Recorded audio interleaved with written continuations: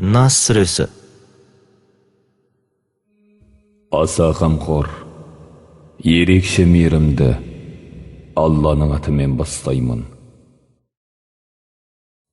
Жыннан және адамзаттан адамдардың көкөйлеріне жасырын сыбырлап азғырушының кесірінен адамдардың Раббысына, адамдардың патшасына, адамдардың тәңіріне сыйынамын де.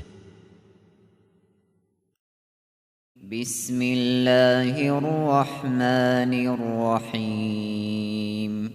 Qul a'udhu bi rabbin nas, malikin nas, ilahin nas, min sharril waswasil khannas, الذي يوسوس في صدور الناس من الجنة والناس.